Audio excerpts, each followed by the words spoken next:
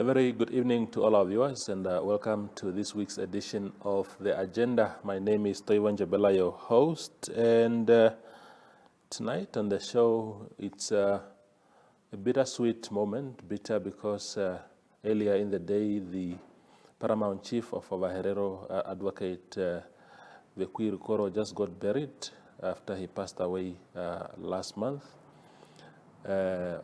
But sweet because we are engaging a very close friend who will give us a rundown, the beauty of the life of Vekuii Rukoro. Today on the show, I'm joined by Nokokure Veii. She is the director of the Riruako Centre for Genocide, who will just speak to us about what a loss this is, but also what a life well lived. Nokokure, welcome to the show. Thank you for joining us. Thank you so much, Trevor. Thank you for having me. Lovely. You you grew up with the Paramount chief when he was not the Paramount chief. I understand you even shared the same house at some stage in your lives.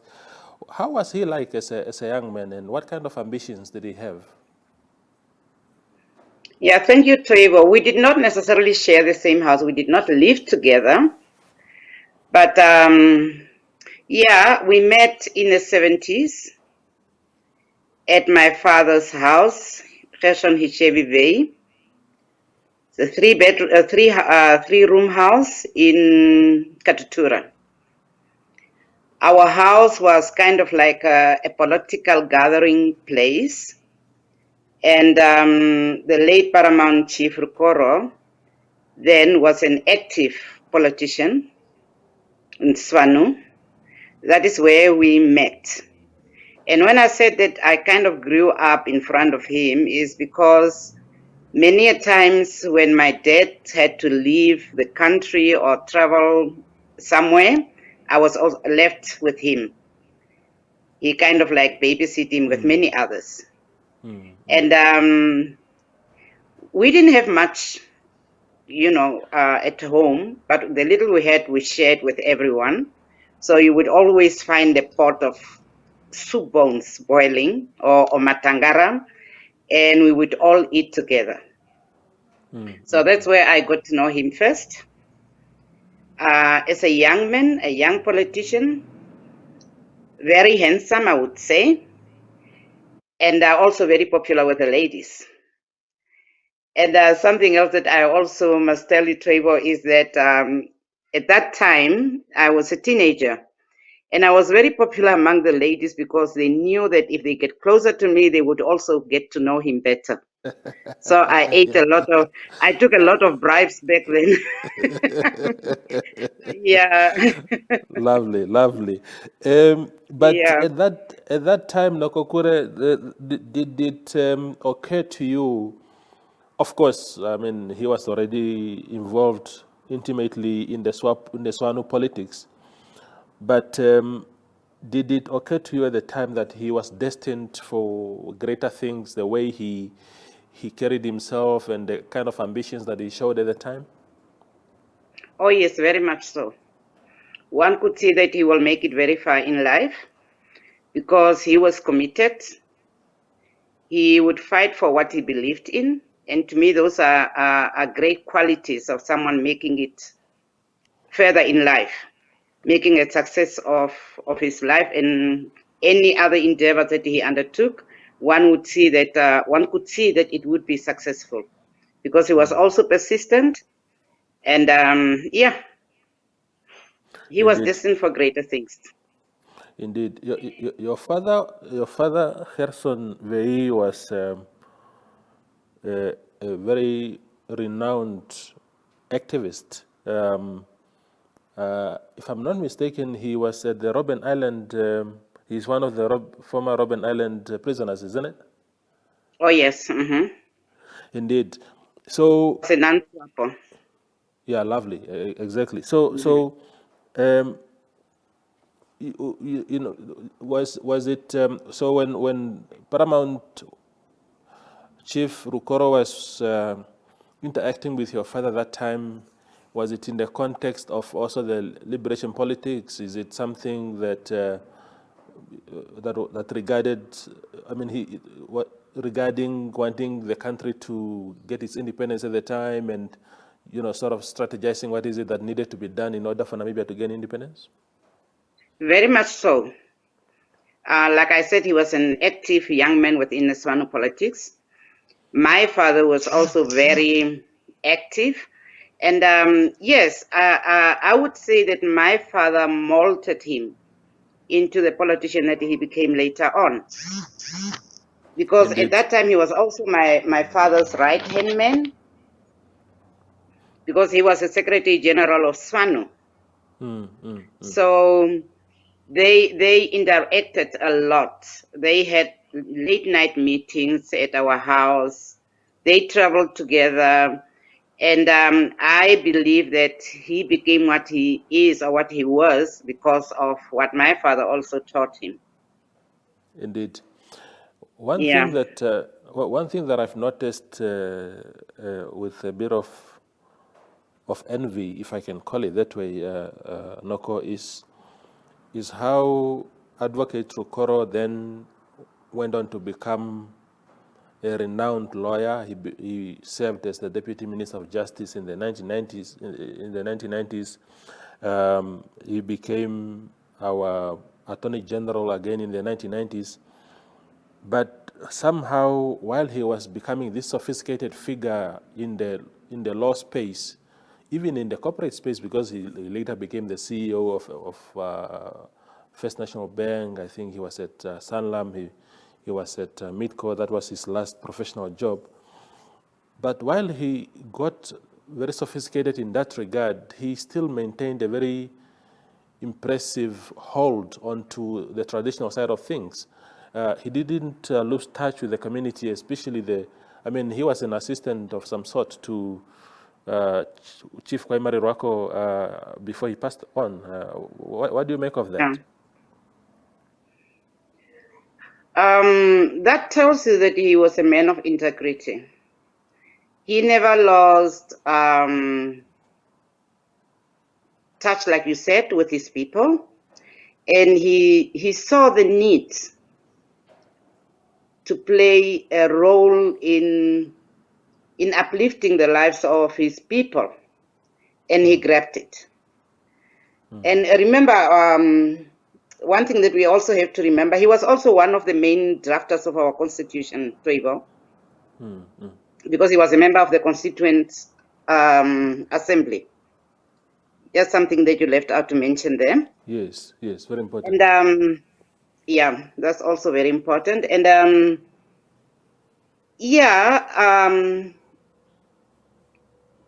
to me, it shows what kind of man he was. The fact that he came from a very high-profile political career, and also the corporate career, and yet he felt he had to take the role of leading his people. That to me it's an outstanding quality of someone who had his feet grounded on the firmly on the ground, and who saw the need for his people to have a visionary leader that he was, because he brought in quite a few changes in the usual traditional ways of running a traditional authority. I don't know whether I answered your question or not. You did brilliantly so, Noko. Before we go for a break, I want to ask you what kind of, eventually he became a leader. He became particularly a traditional leader after the passing of Dr. Riruako. What kind of leadership did he bring to the table, especially given his background? He became a traditional leader, probably the most sophisticated in so many ways with due respect to other traditional leaders in the country. I mean, he's a lawyer, he's a former CEOs of the country's biggest companies. That must have impacted the way he led Ovaherero community. Very much. That totally changed our views on how a traditional authority should be run. Because he came, I remember that at his inauguration speech in 2014, he made it very clear that he did not want to lead a poor community. And he really lived by that words, because he tried by all means to bring in the expertise and the tools of professional people in various fields to contribute to the upliftment of the people. Various programs and projects were in a pipeline that would help the Ovaherero community to live better lives. And it's very unfortunate that he didn't live to see his dreams come true or to see his dreams being realized.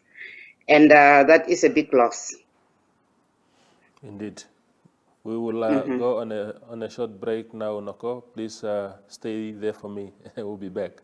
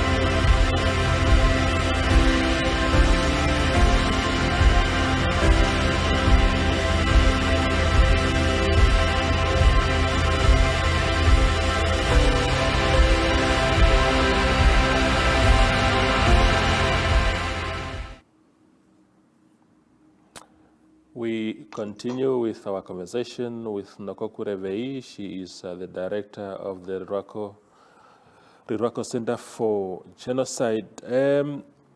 Noko, as we continue with this conversation, tell me about, I mean, you just before we went on a break, you spoke about the kind of leadership that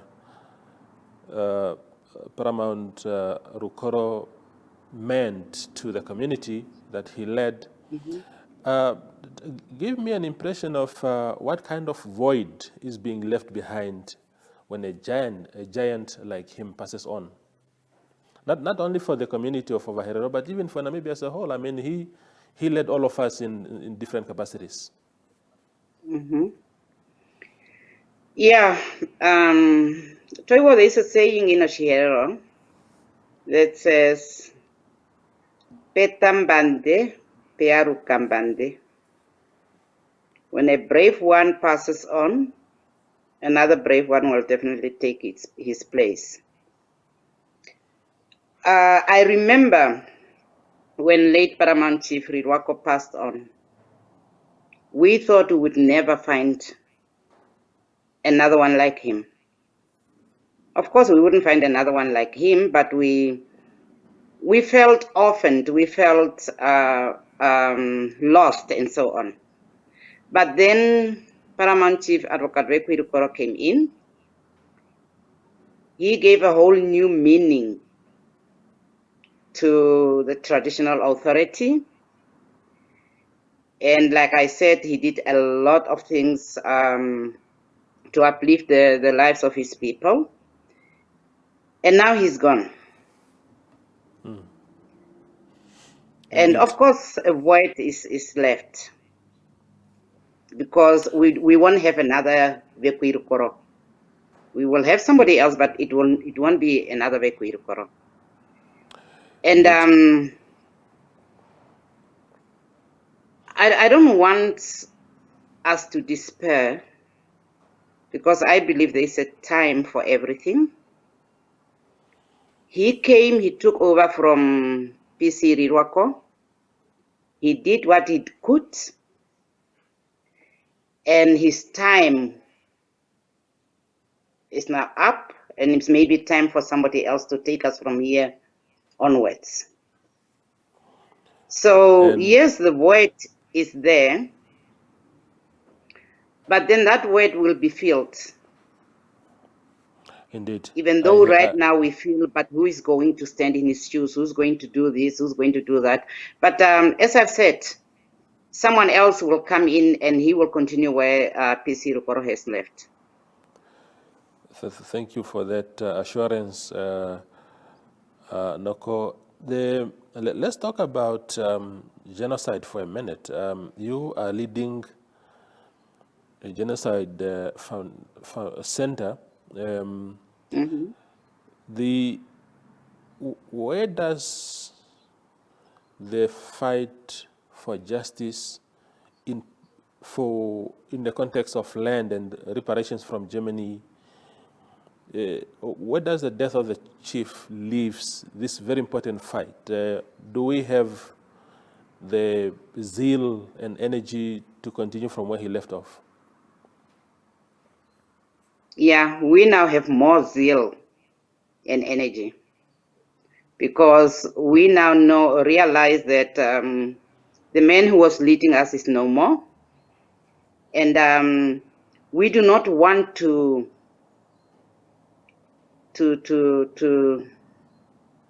leave like the void that you are talking about in this very important fight. So now we are even more eager. We have more energy, more zeal to continue with the fight where he left it. And I think that should also be taken as our tribute to him. If we lapse, then we would have failed him. And we do not want to do that. Thank you. That again, Noko. Yeah. And then, of course, I mean, he was also very passionate about the fight for land, especially what is perceived to have been land that previously belonged to Ovaherero, the Namas. That is not even a fight to be fought directly with Germany, as in the genocide issue. This is a fight to be fought locally.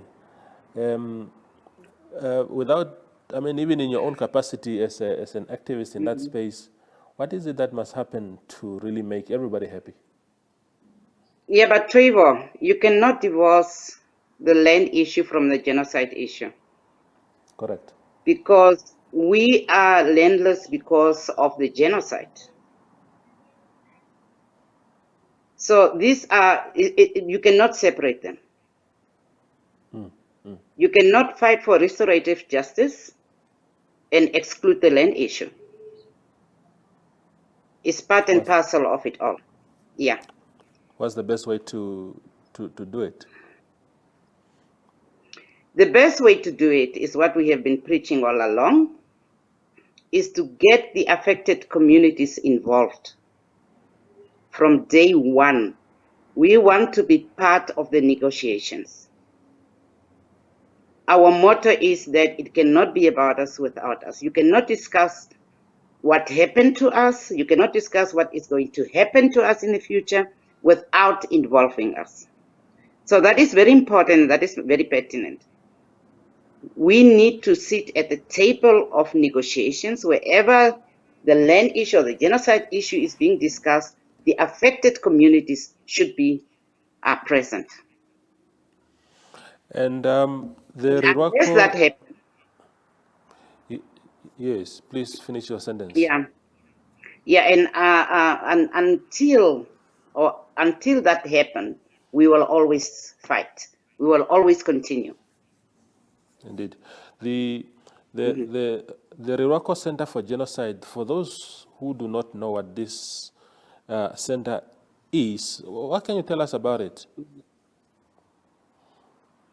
Well, the Riruako Centre for Genocide was launched in 2018, in December, as a way of creating a platform where we can keep our past alive.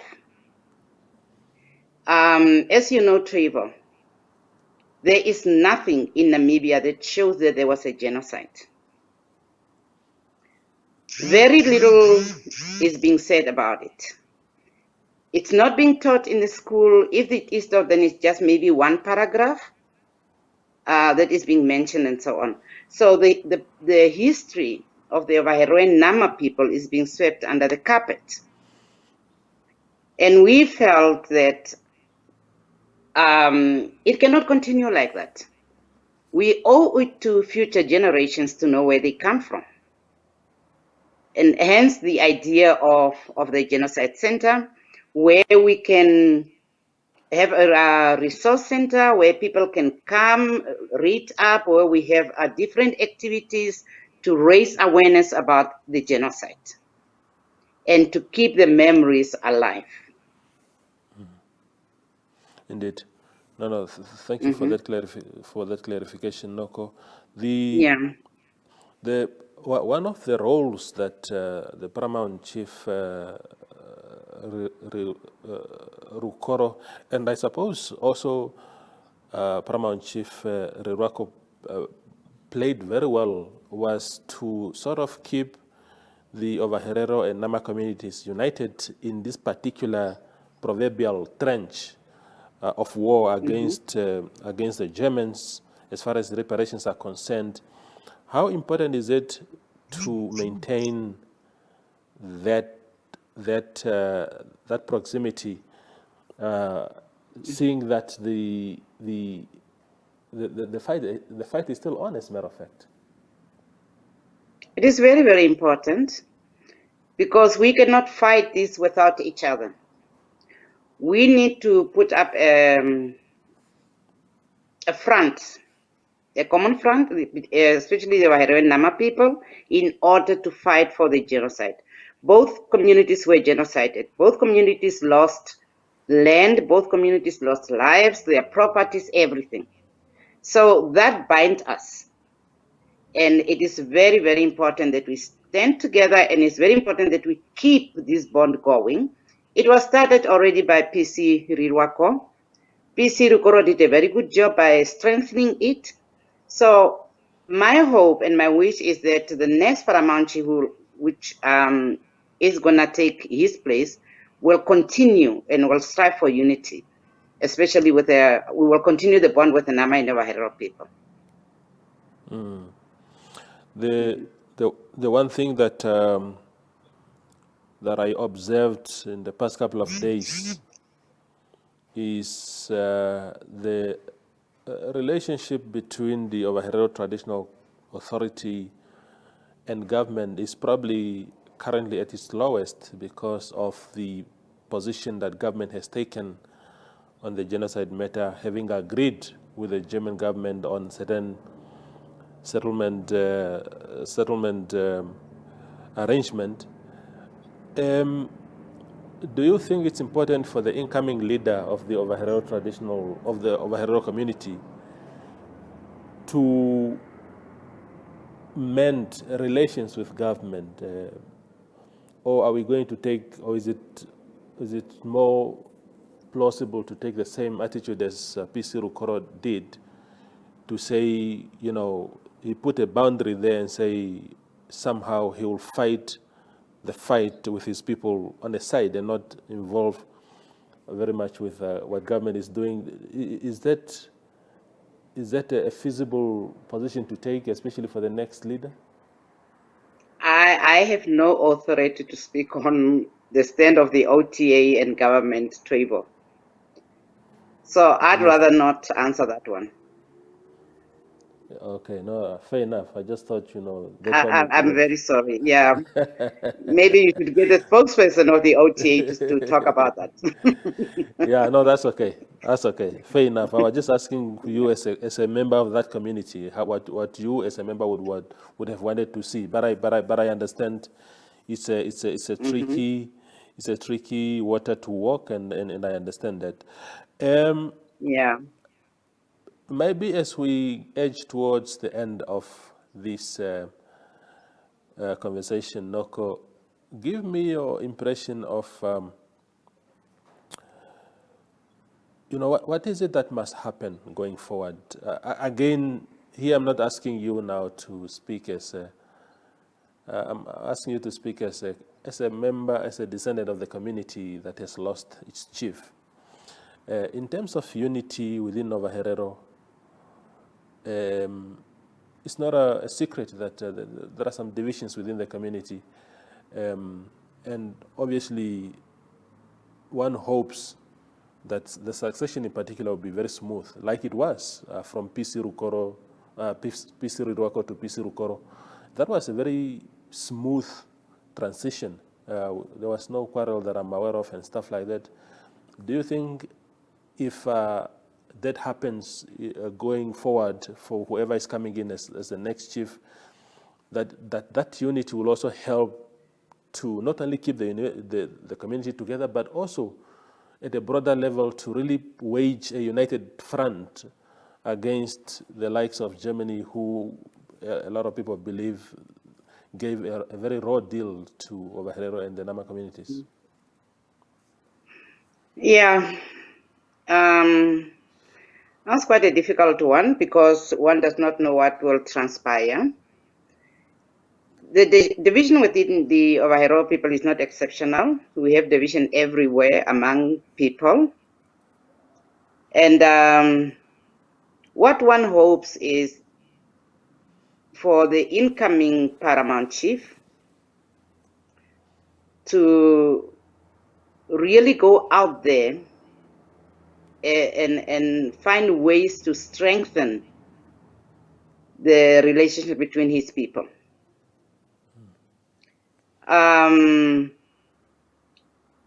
Division, like I've said, is not only among the Ovaherero, it's among everybody else. Where you have a group of people, you will have division and different views and so on.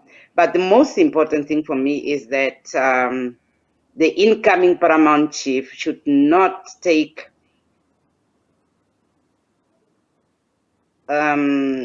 different views as people opposing him or her. I don't know. It might be a woman. I don't know. So I hope he will have the strength. I hope he will have the energy also to try and bring people together.